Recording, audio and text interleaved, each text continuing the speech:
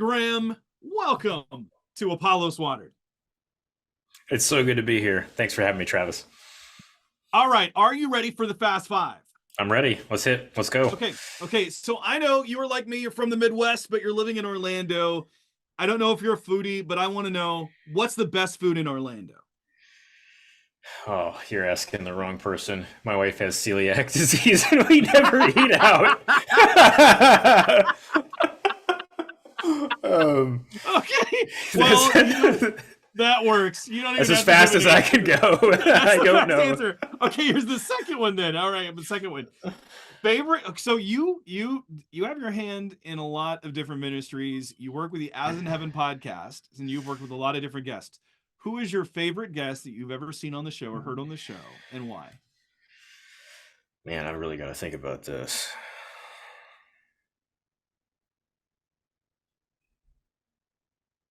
Don't take too long. Yeah, I'm trying. You're gonna have to cut some dead air here. Christina Edmondson has some really helpful things to say in the second season of our podcast. She connected a couple dots for me that I just had never connected on racism before. She, in particular, she helped me understand that racism wasn't just bad for the person who was the recipient of it, that racism also harms the person who is themselves racist. It's destroying both parties. So I don't know. That was there are a number of very sharp people, but that moment right there was like one of those aha moments for me. Super basic, but don't know why it hadn't dawned on me before. But it was really helpful. Okay. Well, how about this next one? Because you work with the Keller Center for Cultural Apologetics, what's the best thing about working with the Keller Center for Cultural Apologetics? Yeah, that's a really simple one to answer. So we have 24 fellows. They are all in different disciplines, and they're kind of all around the world. I think we got 7 different time zones. I think 4 different countries there, and some pastors, some scholars, some apologists, and some evangelists, and just a really fun group of people. And I have just learned so much from each one of them, and it's really fun to gather together and hear the kind of cross-pollinating of ideas, and not just across disciplines, but across traditions as well. So I would say that's the best part, is being able to be on those inside those conversations and eavesdrop, for lack of a better word. I feel like half of the fellows have been on the show. Yes. Seriously. How many can you tell me all 7 really quick or no? Say that again. The fellows, can you name them all really fast? Oh, there's 24. My goodness. Oh, 24. Never mind. Yeah. That's a lot. I can't remember all those. I can barely remember I hate to say this, but I have a hard time sometimes remembering my kids' names. So I'm going to have a hard time remembering all of that. All right, but how about this one? Question 3. Now, if you wanted to go, actually, question 4. If you could live anywhere around the world, where would it be and why? Oh gosh, there's 2 places that have a supreme draw for me. The first is Salerno, Italy. I used to live there. I was on staff with Campus Crusade for Christ 20 years ago there in that city, just south of the Amalfi Coast. Beautiful place, beautiful people. The other place would be London, England. There's just tremendous history. Even though I'm Scottish, I still am a little bit of an Anglophile, even though the British have not been so kind to my ancestors. No, there's just history. There's art. There's culture. There's just all sorts of things that are really interesting there. I've always been drawn to kind of British evangelicalism as well. I just think that there's a lot there to offer. and you can speak English, so that's a plus. So those would be the top places I would identify. All right. So being in Salerno, Italy, that's going to lead my next question. Were you married at the time when you were there?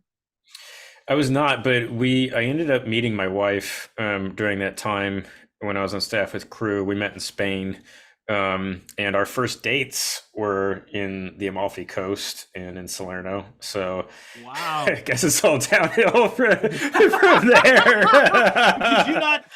I mean, when you guys would go on dates because she has celiac disease, could you not eat like pasta or anything like that? I mean, She was not yet diagnosed, and celiac is a tricky disease. You can have it genetically, but the genes cannot be aren't necessarily expressed. So the genes were not yet expressed that she had for that. It wasn't until about 5 years later that she actually got celiac disease after a series of challenging things and that we saw in ministry. that then leads me to my final question. What was your favorite food when you were in Italy? It's not Italian. I would probably actually say the doner kebabs and shawarmas In that Italy. we had. Yeah, in Italy, because you gotta remember that Salerno's on the Mediterranean, Oh, that's right. and so and Salerno is also a port city. So, after that, the Allied forces took Sicily. Salerno was the landing spot because that's where they could, unload all of the tanks and all those different kinds of things in Operation Christmas.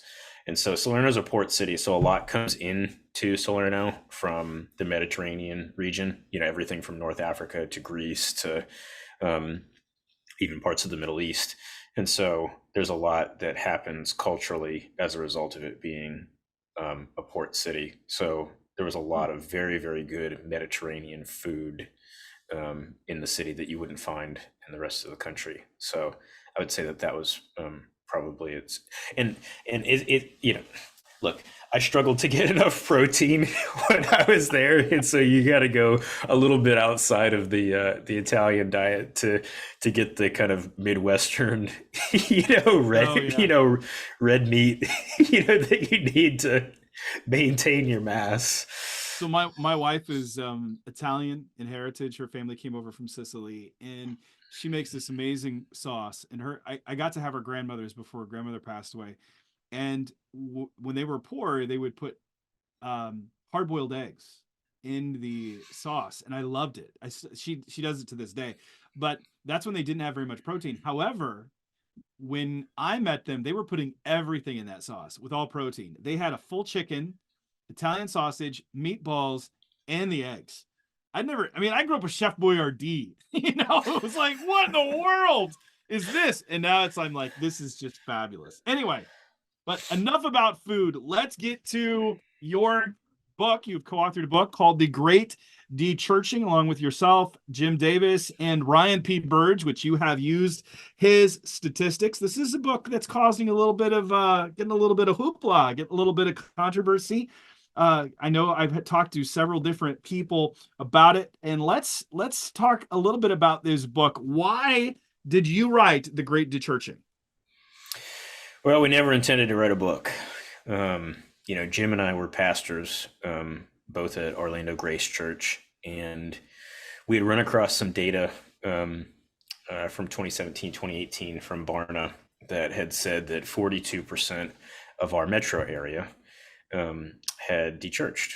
And we tried to get a little bit more understanding about, some more granularity about all that. And we were going to do an entire podcast season on a podcast that Jim and I and Skylar Flowers and Mike Aitchison did called As in Heaven.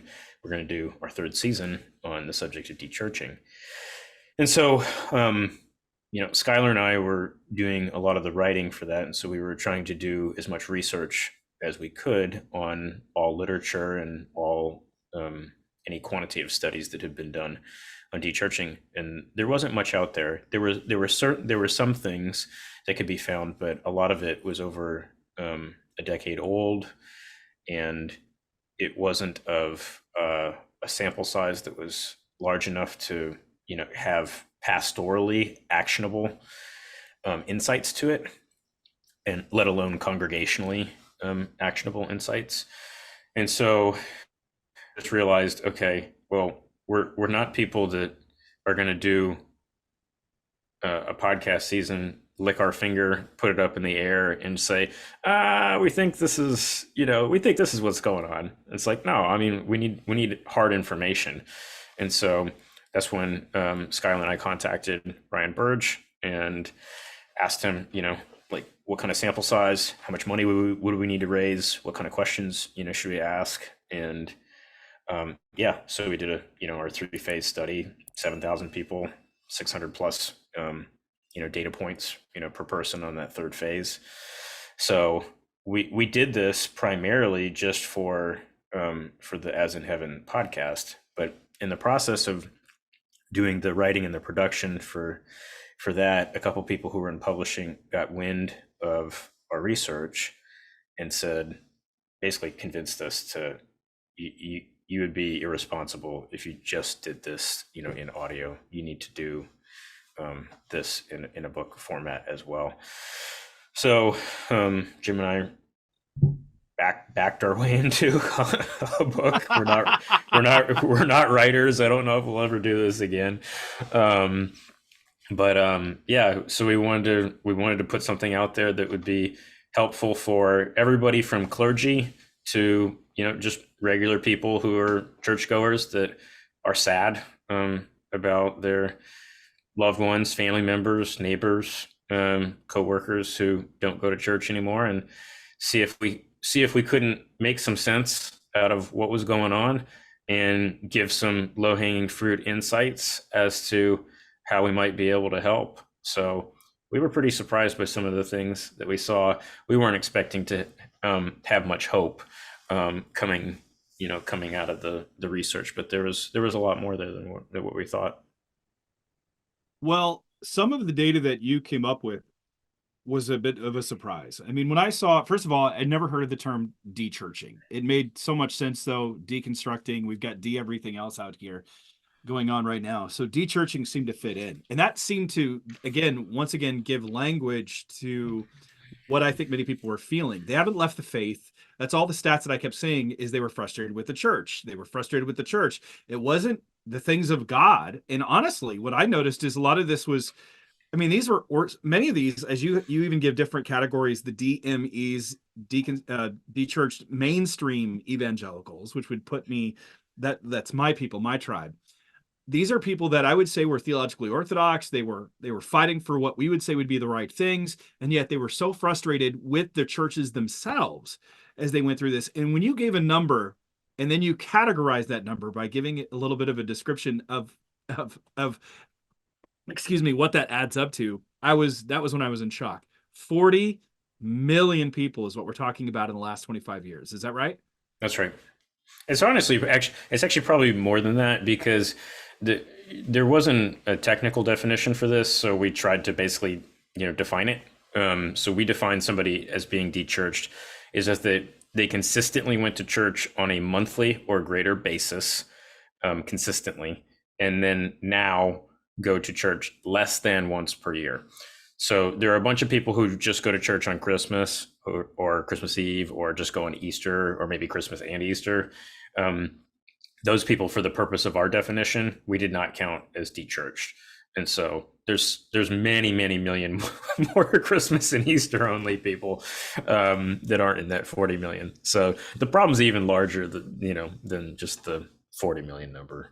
But well, when you put that, I mean, even when you categorize it, you said this is more than the First Great Awakening, the Second Great Awakening, and all the Billy Graham crusades combined. I was like, that really put things into perspective for me. And then I started realizing, wait a minute, this has all happened in the last 25 years. Now, we're not talking about people that have died, right? These are people that are still living. Because this is where Moeller, by the way, as I think I shared with you in the pre-show walkthrough, I presented your findings to Dr. Moeller, and he did not agree with the findings in a variety of different ways. And he basically said the way that the data was presented, and I'm not sure if he actually really knew being very upfront honest of how the data was presented. But even looking at his own denomination, which has probably had the biggest loss out of anyone, and that's a few million people have dechurched and gone on. And I've met a lot of people that have left the SBC and they're going now to PCA. They're going to a variety of different denominations for a variety of different reasons. But when you were seeing this data come together and seeing just how it plays out, there's a variety of different factors that you said that were at stake that have led it to understanding it. One of them was actually technology has led these people to de-church. But before we get to that, actually, I have another question that just popped up in my mind. What were what's really at stake here? Let's lay it out really quick here. What's at stake? And you mentioned this early on in the book. What's at stake with this Great Dechurching? Yeah, so let's start with what's at stake, even if you don't care. Let's say you're an atheist. Why would I care about this phenomenon? Well, there aren't many phenomenons that hit 1 in 6 adults in our country, and so there's it should be sociologically curious. And you're talking about the reordering of how people spend their time and their habits and their rhythms. So that should be interesting. Also, the social safety net in our country, in terms of, one study puts the social safety net as being as much as 40% comprised of religious nonprofits. And so when you're talking about 1 in 6, adult Americans who've left, the houses of worship, you're talking about a significant amount of the social safety net kind of likely eroding, because I'm guessing that those, most of those people are not, giving to those kinds of causes anymore. But I mean, the biggest thing, and again, this is, if you're somebody who is a person of faith, and especially if you're a Christian, you want to care about these things because go back to COVID. Okay. You had these COVID spikes, you had this variant and then you had that variant.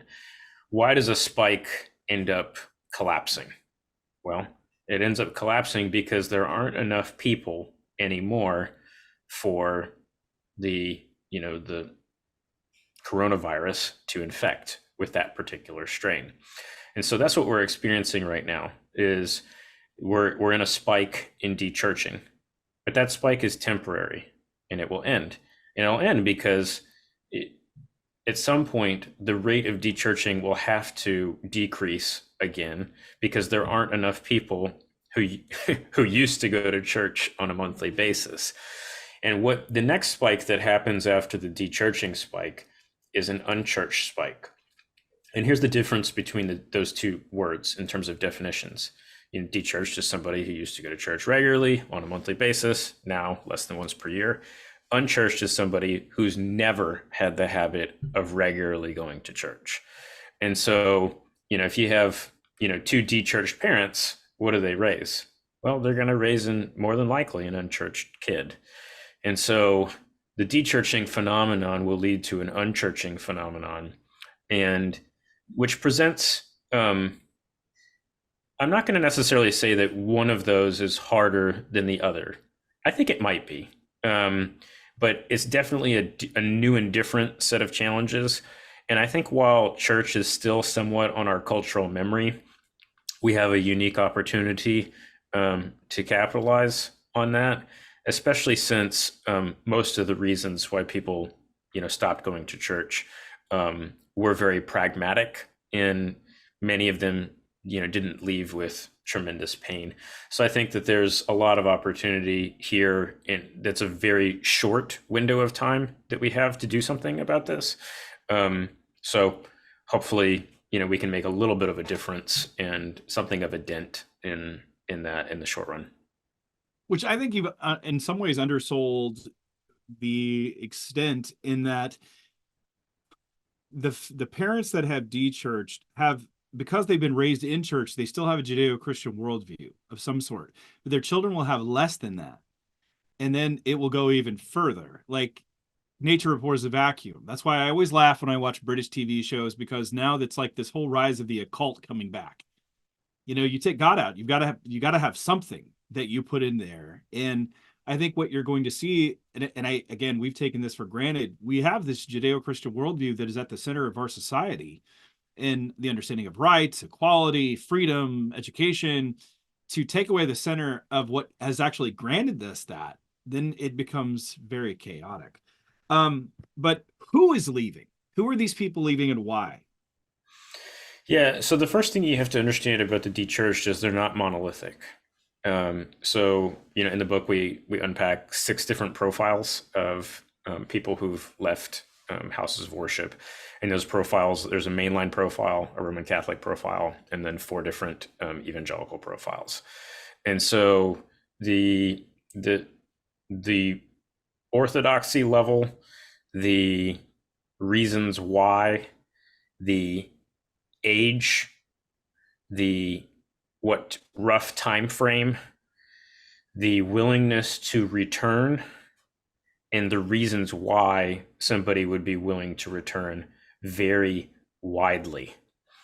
So of those, 4 evangelical profiles, and just for context, when we're talking about evangelical dechurching, you're talking about 15 million of the 40 million people left evangelical churches.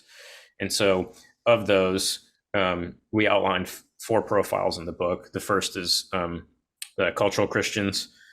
They do only 1% of this group say that Jesus is the Son of God. Okay, they don't look like they really understand the very basics of kind of Nicene Creed level Christianity, and they're the largest of the groups at 8 million.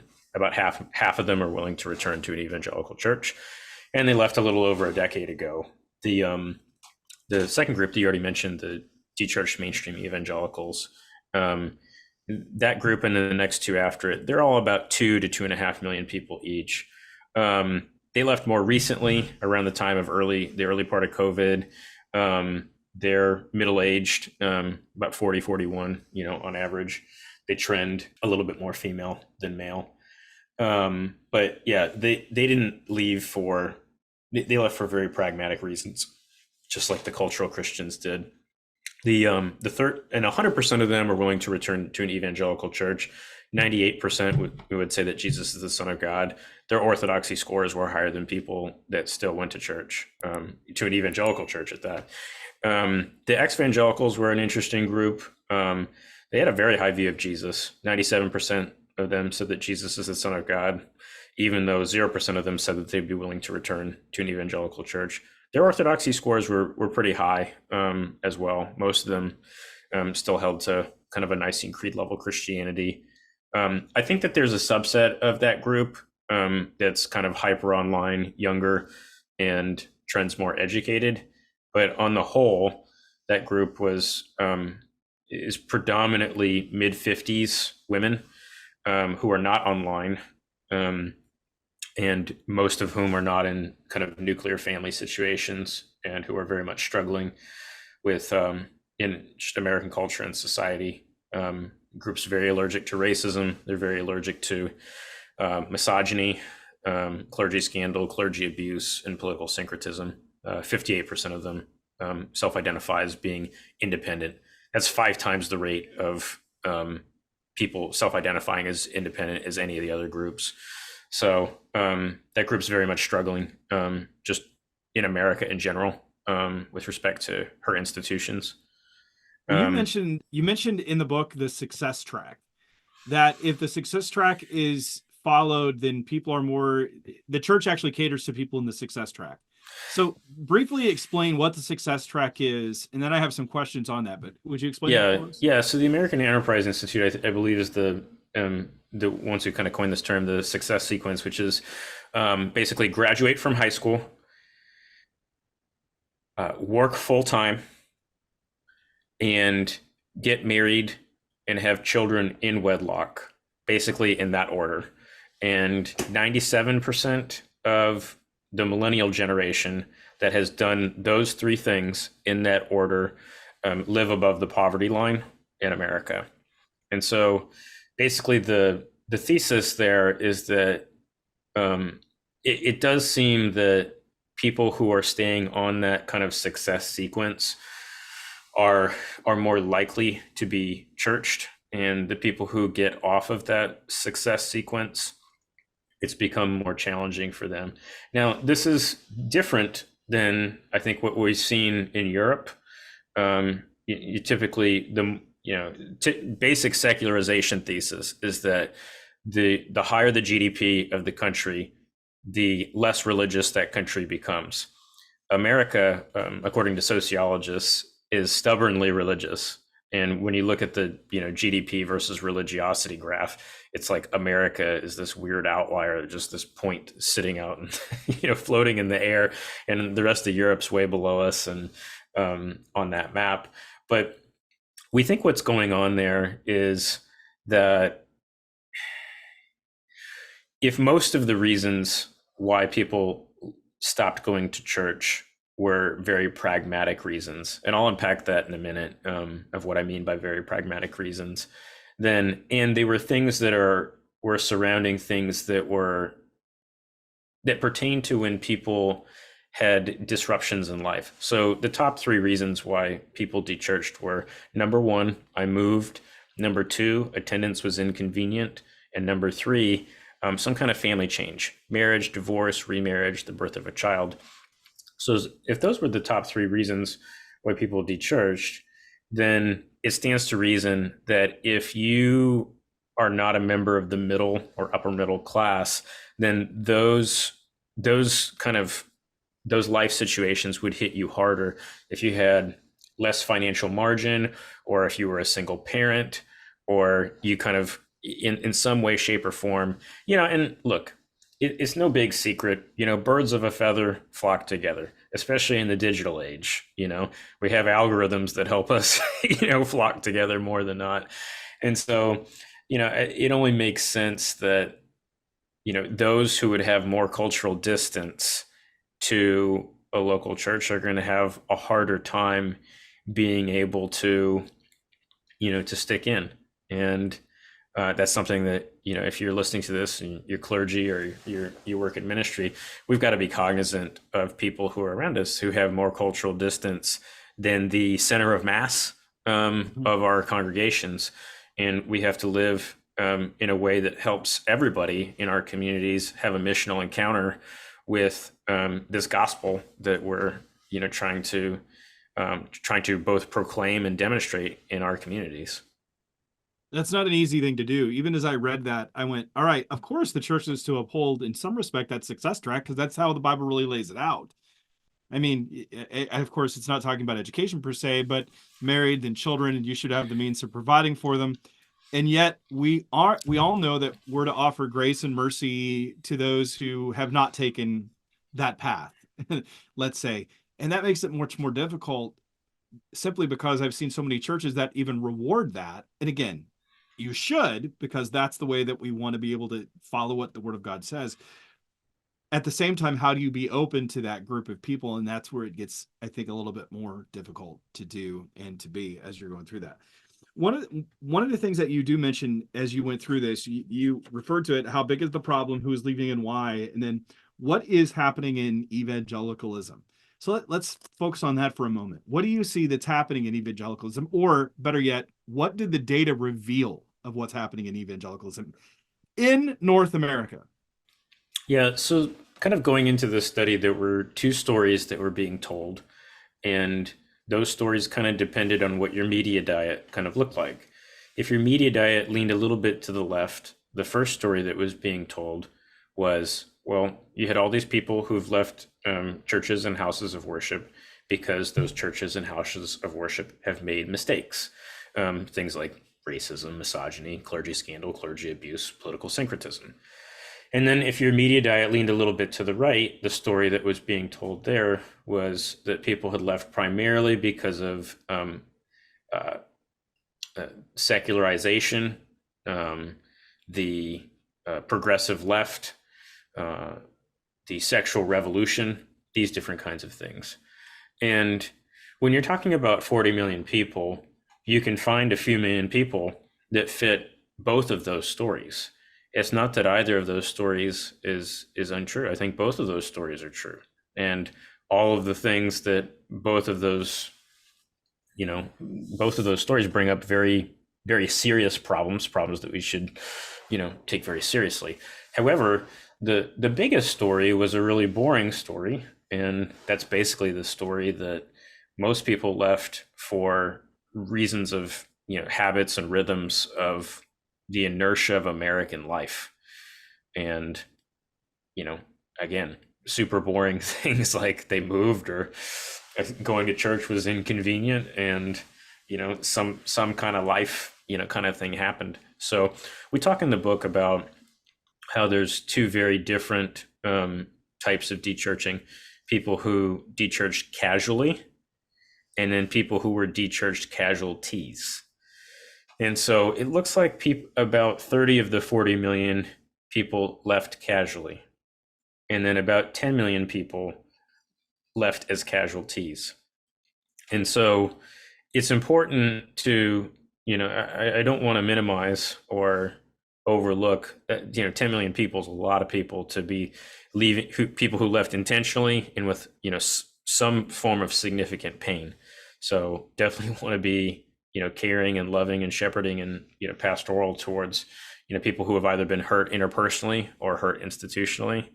But we were very surprised to see that 30 million people left without, honestly, what looked to us to be a very good reason to leave, and who left with a low degree of intentionality. And, you have groups like the fourth group that, the BIPOC group that was 100%, minority culture. Almost 2/3 of them are willing to return to an evangelical church, and they haven't gone to church since the late 1990s. Can you imagine not being in the habit of doing something for 25 years and yet still being willing to pick it up again? So there's just a lot of low-hanging fruit in terms of, with each of the different profiles. There's tremendous opportunity that's there. However, there's a lot that people need to get educated on in terms of, the makeup of different, the different profiles, and kind of what each of them needs for us.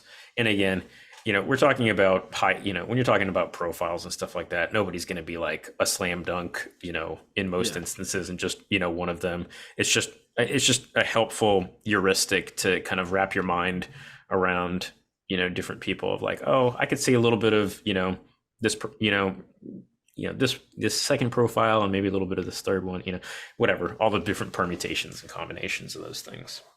How did you come up with those different questions or even possibilities? Simply because I'm looking at that going, all right, I know that in interacting with people, they would leave and they would come up with the most obvious excuse, I guess, in their mind, and it's because they didn't have the language to articulate really what was going on inside them. Sometimes it's like, well, that's the nearest closest one that I know anything about, and they group their issue under that category. How many categories did you have when you were looking at why people left? I mean, like, or did you let them create their own categories? No, we gave people 30 different options to choose from. Okay. And so it was kind of like a check all that apply. And then people then had the opportunity to order all of the ones that they applied to the factors that were more significant to less significant, so that we had, Okay. altitude on that. Now, where did you find these people? I'm not a data person. Like, I don't do analytics. I'm not doing all that type of thing. But I'm always curious on what you said a sample size of 7,000. Yeah. So we used all the same research methods that, like any of your large statistical surveys of either politics or on other sociological trends use. So there's an entity called Qualtrics. Qualtrics is kind of the gold standard for North American surveys. And so what you do is you put together your list of questions. So we worked with Dr. Paul Jupe, who's a political scientist, in addition to Dr. Ryan Burge. Ryan did all of our data analytics, and we worked with Dr. Jupe on survey design. And then you have to go through basically a university review board process, because we wanted to do a joint clergy and academic study. A lot of times these studies are either only done by academia, or they're only done by, say, an evangelical research entity. But we wanted to be able to publish something that was credible, both in academia and something that was also seen as credible among clergy and ministry practitioners. And so, yeah, so we had to go through a lot of different steps in order to to publish something that was seen as credible in both of those circles, because they each kind of have their own standards, and very different kinds of gatekeeping for each. That makes total sense to me. I would figure that each one has their own little shibboleths that they have to be able to work through and understand. So I was curious on what criteria you employ to be able to do that.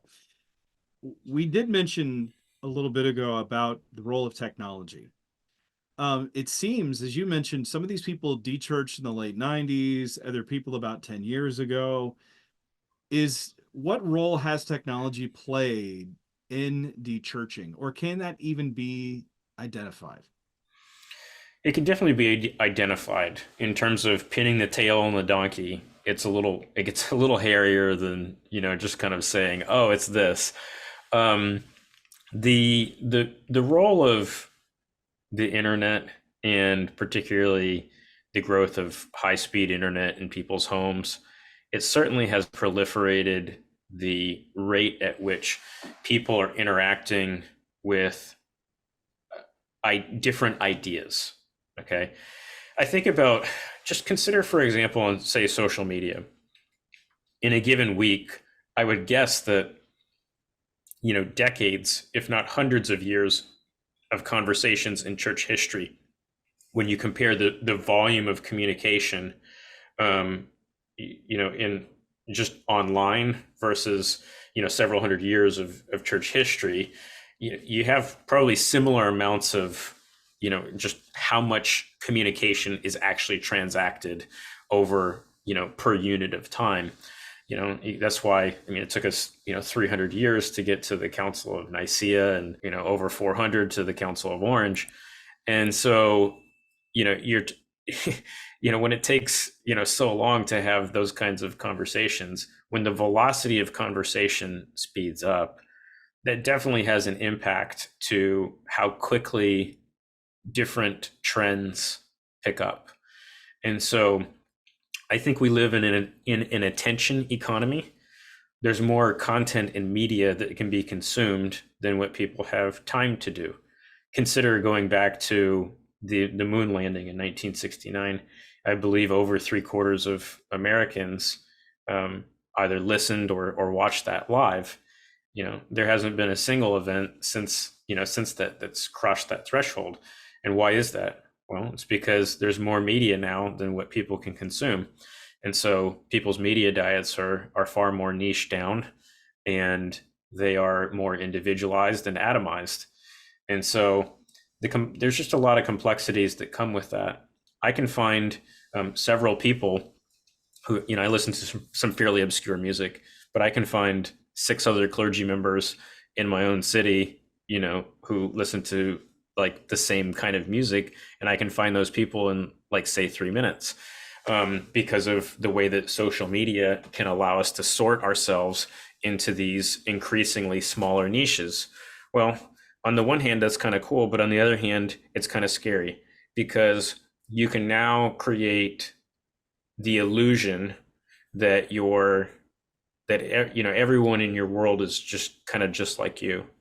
And so I think that this creates a lot of asymmetric challenges for institutions in general, because the idea of an institution is you get people together who have, maybe there's some commonality that's there, but you're gonna be drawing from a diversity of different pools.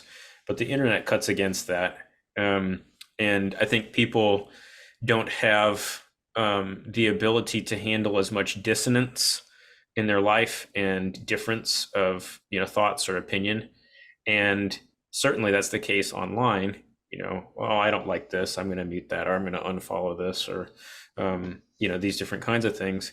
And I think that's beginning to spill over in people's the way that people treat their in real life interactions and the institutions that they choose to connect themselves to. Some of that's good in terms of providing accountability where accountability needs to be brought to bear. But a lot of that, I think, cuts against things that are good and healthy, namely that emotional, relational, and spiritual maturity is bound up in our ability to handle dissonance and to be able to hold different things in tension.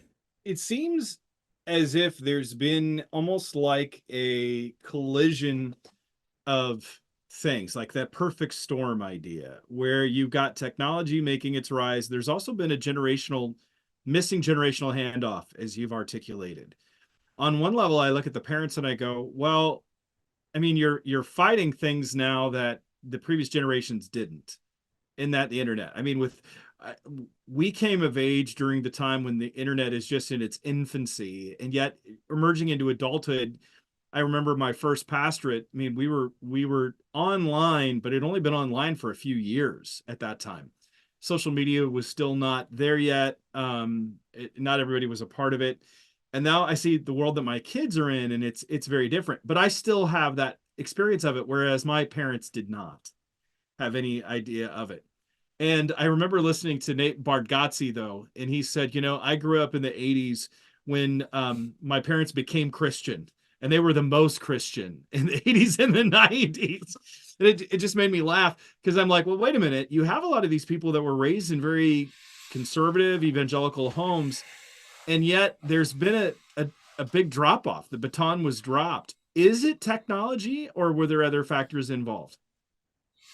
Well, we learned something, maybe it was a little surprising, and that's people. It doesn't matter how old, what decade, or what birth cohort you were in. Everybody self-identified as being most religious between the age of 0 to 18, and they were the least religious in their life between 18 and 30. 18 and 29. Okay. And then the graph goes back up after that decade, but never reaching that initial point from 0 to 18.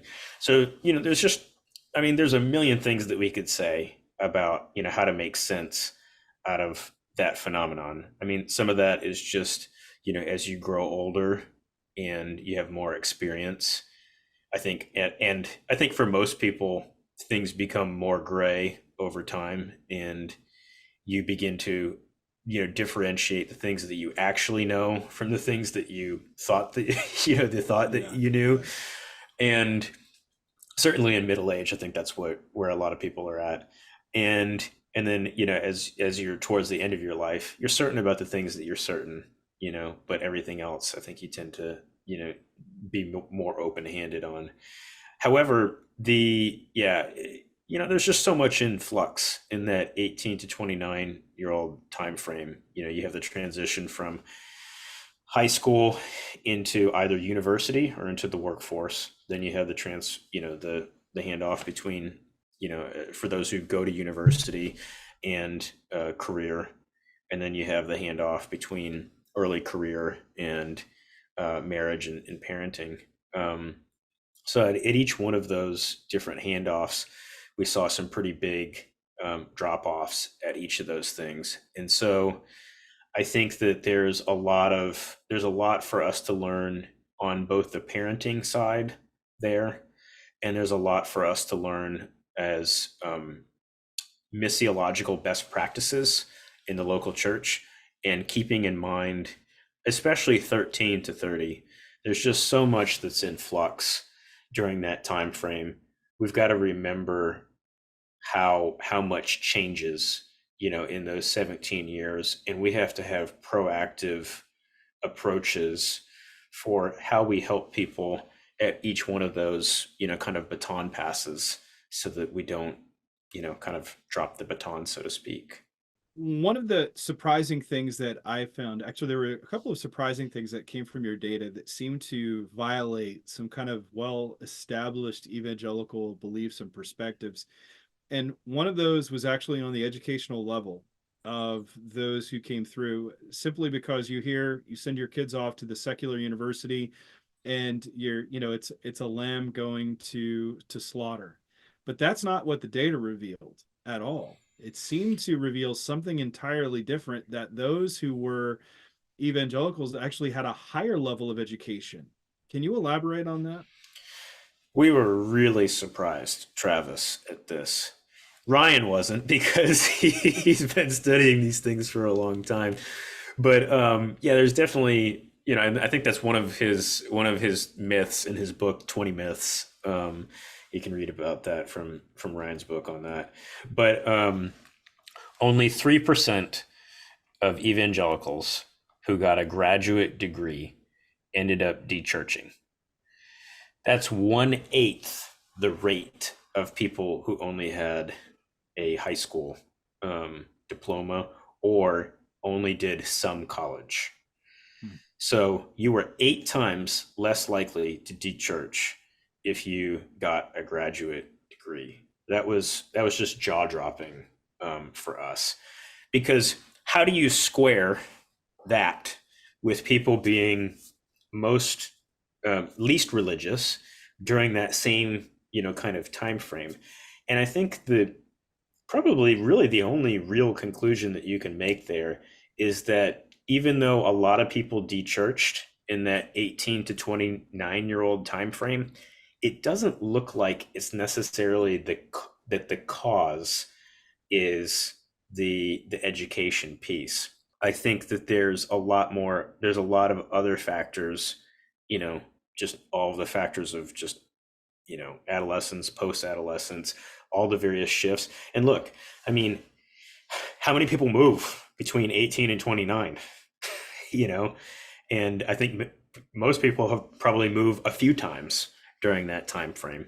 And if you don't have institutional handoffs, of, oh, I left this local church and now I'm, somebody followed up with me and they helped me get connected here. And then that church went and did the same thing, with the next, so there's a million different ways that you can kind of think about those trends and put some story and some narrative as to, okay, the why behind the what with respect to all of those.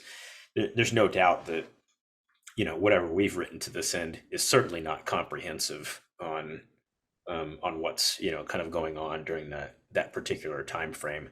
But we just wanted to bring up the issue, and we hope that other people will do some additional study here on this part themselves as well.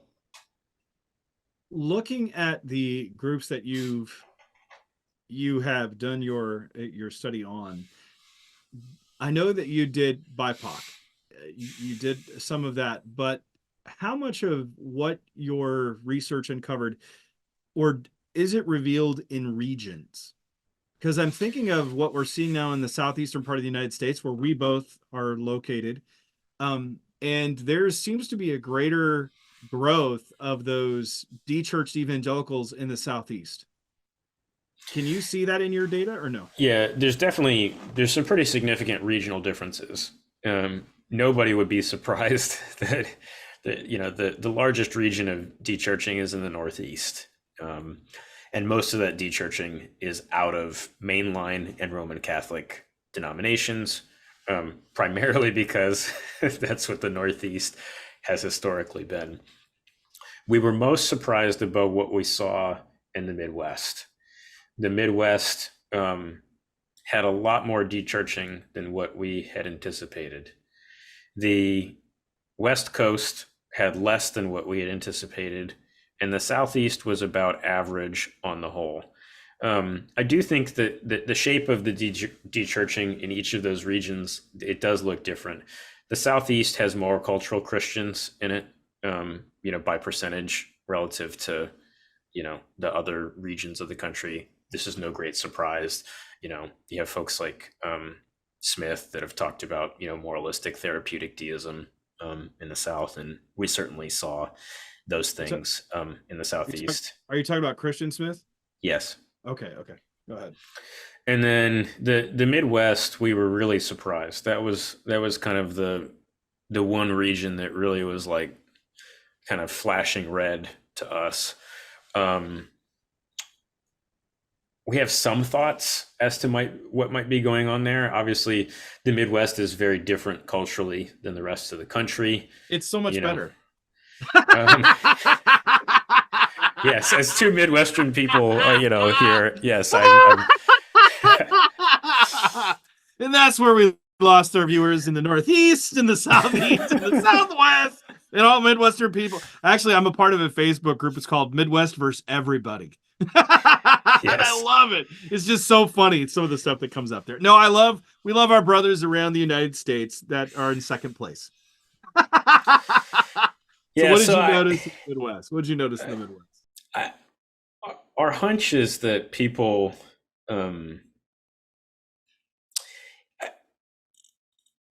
this is not a growing part of the country, okay? And it's been hit harder economically. Globalization has not been kind. The ways in which supply chains have shifted over the last several decades have, look, my family is from, both my parents grew up in Detroit. My grandparents were in the blue collar automotive industry, and so we know that these stories well. So when your kind of anchor economic things have eroded, how can this not also impact some of the other institutions that are there when the cities and the communities and the towns have emptied? It's only going to impact to some degree or another the pews. I think it's more complicated than just than that particular story, but I think some of it just also depends on the kinds of denominations that you find more prevalent in the Midwest, both on the mainline side and on the evangelical side of both of those things. I think that also plays into some of that, but we were most surprised about what we were seeing in the Midwest. Well, what about from a year perspective? How has church attendance among that 18 to 30 set changed since 1972? Because you actually mentioned that in the book. How much has that changed? I have to go back and refresh myself on what we said there. That's one of the few stats that's not on the top of my head, so I'm not going to lick my finger and make it up here. Well, it was interesting, and I'll read it to you. It says, at the same time, the percentage of people who describe their attendance as nearly every week or more was 41% in 1972. And in 2021, that had dropped to 24%. I had a guy, and this is more anecdotal, at my church. I pastored in New England in the early aughts, in the early 2000s. And I remember one older man, he said, he was lamenting the loss of a Sunday night service and a shift that was going on. And that wasn't unique. I mean, I saw that happen in Chicago because I pastored in Chicago before that. And one of the things that he had mentioned, he said it was the Disney movie. It was the Sunday night Disney started doing a movie and families could start staying home. And, whether that was the excuse, whether that was something better, I mean, it's hard to imagine that in a data, because we can see this and probably map this on a variety of different things going on. But I just was curious on that. One of the other surprising things that came from your study, which actually I didn't know what to do with it. On one level, I wanted to say this is proving our thesis because many people indicated one of the reasons that they didn't come back was social. Now, you mentioned moving. I think we have a harder time the further that we do isolate ourselves online. We have less skill in making friendships. Relationships are thrown away. But one of the things, or disposable, excuse me, one of the things, though, that you said, and you said here, that with DMEs, the de-churched mainstream evangelicals, have comparatively better mental health than those who attend church. So let me make sure I want everyone in the audience, because they're probably wondering what I just said there. Those who don't go to church, that were mainstream evangelicals, actually have reported better mental health from not being in church. What do we do with that? Is that church has just become dysfunctional and it's actually become more stressful for people rather than giving them the freedom and the joy that we're supposed to be giving them? So that particular profile is definitely an outlier relative to their other dechurched evangelical peers. So the cultural Christian, ex-evangelical, and BIPOC mental health was not good, very not good, on things like anxiety, depression, loneliness, and suicidal thoughts. So the mainstream evangelicals who had dechurched that particular profile, which is 2.5 million people, they were kind of outliers on this. And oddly enough, they had a higher view of evangelicals than people who still went to an evangelical church on a weekly basis. So there's a lot of odd things about that particular group. They seem to actually really like evangelicals. They like the church. They seem to be doing pretty well for themselves. They seem to still have a surprisingly vibrant walk with Jesus, despite not being, in church here these last few years. I think that most of those people, they definitely seem to be Christians. I think most of those folks will get back in church. It doesn't take much. Anytime I've run across somebody who clearly fits this profile, the simplest nudge of hey, would you come to church with me? It's, we can go grab lunch after, or I'm leading this thing. I want you to come and, hear me, speak at this or do this small group, or it's not good for you to not have a church home. Come on. Come join. I love my church. Come join me. That group is clearly the lowest hanging fruit. So, Tyler Vanderweel at Harvard has talked about this. He studied this more extensively than anybody on planet Earth. And that's the relationship between people who attend a house of worship on a weekly or greater basis than those who do not.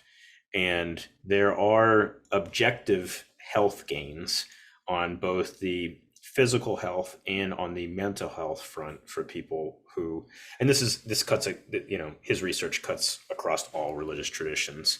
Obviously, the sample size in the United States is predominantly, from Christian traditions. So I would say on the whole, the mental and physical health of those who are connected to a house of worship are objectively doing better than those who do not. It just so happened among the dechurched mainstream evangelicals that they seem to be doing pretty well for themselves and seem to be living pretty happy lives, even though they've been out of church for a few years. That leads to it. I mean, that still makes me have a lot of questions as I go through that, as I have a lot of questions from some of the data, but I know that your time is very limited. I do want to thank you for coming on the show today. But one before we get to the water bottle question, where do you see hope? I see hope in a lot of different places. I mean, the number one place of hope is over half the people who left evangelical churches are willing to return to an evangelical church today. So that's a tremendous amount of people, a tremendous amount of hope. And the reasons why we're very, at the highest altitude, we're very simple. Am I going to find good people, good relationships there? People who exercise relational wisdom, and am I going to find a healthy local church? Will I find the gospel there? Will I find, that a gospel that's true, good, and beautiful at the same time? So these are not huge asks. The thing that was, I'll tell you what was not hopeful. What was not hopeful were the two stories that used to be told. What can I, as a single person, do about misogyny, racism, political syncretism, clergy scandal, clergy abuse, secular progressivism, sexual revolution? I have no agency to change those trends at the larger scale. I can make a little bit of a difference in my community on some of those things, but there's just not much hope that was in those two stories that were kind of previously told. But when we understand that most of the reasons why, three-quarters of the people left were very pragmatic things, and people are just looking for good relationships and a healthy local church, well, gosh, there's tremendous good news. There's low-hanging fruit, and 3 out of 4 people that we're going to talk to. And so I think that in hopefully we've demystified and taken some of the relational risk out of the equation. Because when we went into this, we kind of assumed that maybe having this conversation of inviting somebody to church or having spiritual conversation was maybe a relationship ending conversation, but it really just doesn't look like that's the case in most instances. And so I think that there's just a lot of hope that's in all of that. I want to inspire people. If you're listening to this, and I don't care whether you're a pastor or you're just somebody who loves Jesus and loves your church, I want to Jim and I want to inspire people to take relational risk. We want to inspire people to take relational risk with who? Well, with somebody that God is consistently putting in front of you. So I want you to think about, who is somebody God is consistently putting in front of me, and I want you to take some relational risk with that person. Obviously, get educated. Read the book. Learn. How you can get a little bit of altitude in terms of categorizing different things, and so you have a sense. You can be armed with better information and whatnot. But we just want to inspire people to take some relational risk with somebody that God's consistently putting right in front of you. Well, that seems like that's also the water bottle to give to people, that relational risk. I remember having Tom Mercer on the show, and he said, who are those people that God is placing in the front row of your life? That's who you're to reach and build those relationships with. And in our increasingly polarized and isolated world, that it's something that we all need, but I think a lot of people have lost the skills to do so because it's not so obvious. I know you have to run. What's some final thoughts about people can follow and keep up with what you're doing? So the work that Jim's doing, you can see, he's a pastor at Orlando Grace Church. So you can go to their website, orlandograce.org. I work for the Keller Center. Our URL is thekellercenter.org. I'm on Twitter. I don't say much on there, but at MSG Writes, WRITES. Michael Stephen Graham writes, MSG. And we did build a whole other website. If you're listening to this and you're clergy, we built an entire website, dechurching.com.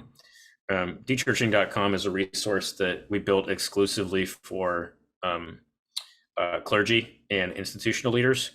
And on there, you can find a 20-point audit for free on what kinds of things can a local church do to help on this dechurching phenomenon.